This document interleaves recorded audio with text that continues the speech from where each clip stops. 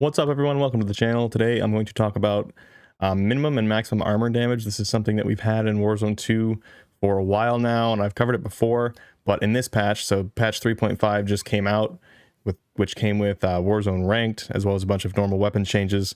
They also had this line in the patch notes here where it says armor damage, maximum armor damage values have been added to all assault rifles, battle rifles, submachine guns, light machine guns, and then minimum armor damage has been adjusted or added to several weapons to increase their viability at longer ranges. So basically what this means is for assault rifles, battle rifles, submachine guns, and light machine guns, there is a damage cap that can be done to a player that has armor plates on from any of those weapons now. So this really only affects things like headshots, occasionally neck shots and chest shots as well in that first damage range.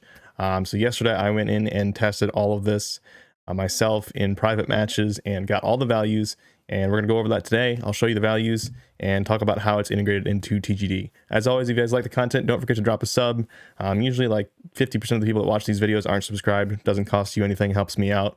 And if you like the content I make and you want to see me get back on YouTube more, you can encourage me to do that by dropping a like on the video and a comment. But appreciate you guys. Let's jump into the rest of the video. First off, like I said, I've already got all of this measured and on TGD. So in the damage profile section of True Game Data right now, you will see the maximum armor damage and the minimum armor damage. But let's go to a spreadsheet now, and I'll show you how these calculations actually work out. I've done this before, so I'm going to go pretty fast, but I just want to show you guys again. So here we are on the spreadsheet. We've got STB556 example. So STB556 is perfect because it has both max and min armor damage. Some weapons only have one, some weapons have none, but the STB and most of the assault rifles have both at this point. So basically how this works is if someone is fully plated and you shoot them in the head in the first damage range, you can see this on the left, this is the first damage range. Normally it would do 40 damage if they didn't have plates and they didn't have this max armor damage cap, but because there is this max armor damage cap, if you hit a player with plates, instead of doing 40 damage to the head, it will now do 33. Even though the armor plate's not on the head, it's just a way for them to balance the game. So it's not like realistic in that sense. You don't have to hit a place that actually would be wearing an armor plate. But I think most of you probably expected that. So yeah, the 40 damage to the head will be updated to 33 damage, and that will happen until the plates break. And then when the plates break, at the point where the bullet partially breaks plates and partially does damage to regular health, that will kind of scale accordingly. So if it takes like, 3/4 of the damage that it was going to do to break the plates for that max armor damage, then you still get whatever's left of that shot on the target. It uses that with the 40 damage. So I'll show you the math here, how that works out. And then the same thing is true out in the last damage range for the minimum armor damage. So you can see the STB does 19 to stomach and all extremities in its last damage range beyond 47 meters. If they have this min armor damage value of 22, if that bullet hits neck, chest, stomach, upper arm, lower arm, all those are beneath that 22 minimum armor damage. So they're beneath that threshold, which means that all of those would be updated to 22 damage. So you can see how this kind of makes TTKs a little bit faster at longer ranges, and then also makes TTKs a little bit slower up close if you hit those headshots or any spot that it would overwrite that damage value. All right, I just want to run you guys through how the calculation works pretty quickly. So normal calculation for shots to kill, which is what is used for time to kill. Basically, you just take the health divided by the damage value, you'll get a number, and then you have to round that shots to kill up to the next value because you can't shoot 0.25 of a bullet. You have to shoot the entire bullet to get that final amount of damage done. But then when you have this max armor damage, it kind of changes that up a little bit. So we've got max armor damage right here of 33 for this STB example. Regular headshot does 40. So assuming all your shots hit the head, obviously this is a very targeted example, but I'm just trying to show you how it can result in different time to kill.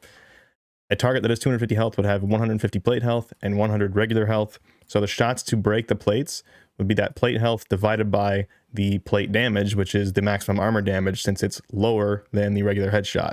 So the most damage you can do to a player that is plated with the STB is 33. So even though normally it would do 40, it'll only do 33. So to find the shots to break the plates, we do 150 plate health divided by 33 plate damage.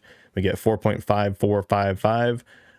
Shots. So obviously, again, you can't shoot a partial bullet. So the remaining shot is doing damage to the base health of the player. So then you get that 0.4545 and you multiply that by the 40 damage for a regular headshot to get 18.18 damage for the remaining shot. Round that down to get 18 damage. So then the total damage done at the point that the plates broke would be 150 plate health plus that remaining base health damage of 18. So you get 168 total damage done at the point that the plates break. So now you have 250 health minus 168. That's the remaining player health, 82 health. And that is going to be the regular damage value because they don't have plates on anymore. So it's going to be 40 damage from that point forward.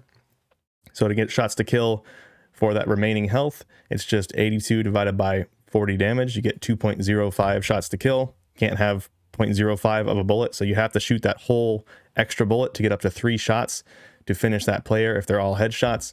And then you just add up the total shots to kill. So the shots to break the plates plus the shots to kill after that, and you get 8 total shots to kill. So you can see how in this case, just barely you didn't do enough damage with the armor damage being involved. So you get 8 total shots to kill instead of the normal 7 total shots to kill. I'm not gonna go through it, but the calculations are basically exactly the same for the minimum armor damage. And like I said, all of this is on TGD. You can look at this for any weapon right now. I don't have the patch 3.5 changes for the rest of the stats up yet.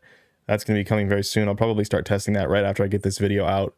But I wanted to show you guys this because this is really important, specifically for the long range meta. Almost all the ARs now have this minimum armor damage, so it really needs to be included in time to kill. So on the damage table here on TGD, so we have TTK right here and shots to kill right here. It's not included in that yet. I haven't had time to update that, but it is in the TTK charts. So any of the TTK charts that you look at will now actually include this armor damage in their values. So you get, once I get the rest of the stats updated, since they changed some of the weapons around, like the actual base damages, once plates get broken, some of that still needs to be updated. But once I get that updated, we do actually have these minimum armor values and maximum armor values on TGD and calculating. The community has been begging for an increase to time to kill to some degree, and when I first saw these patch notes, I thought that maximum armor damage might bring that about, but it's really just for headshots. So it does reduce the time to kill, or it does increase the time to kill in certain situations where headshots are hit, but outside of that, it's pretty much not going to have an impact on time to kill, which is unfortunate. But yeah, it's just, it's not quite doing all that we wanted it to, but it does have an impact for situations where someone just is getting constant headshots. It will actually help a little bit. So that will help those situations. But minimum armor damage has been in the game for a while, and I've made videos on it, and I've known about it for a while. I just haven't had the chance to actually go in and get it all tested and get the code reworked on TGD, but that should be on there now. As far as metagen tools, so this is something that if you've been paying attention, we've been building this for, I don't know, probably 2 or 3 months at this point. It's extremely close. So once the data gets updated, once I get all the updated data for season 3.5, we just have a couple more things to finish. It's probably a week out after the data gets updated, and that is being conservative. It's very, very close. We've got all the tools built, everything ready to go. So I'm super excited for that. I think that's going to change the game. But as always, if you guys appreciated the video, don't forget to drop a like. Thank you for watching, and I'll see you in the next one.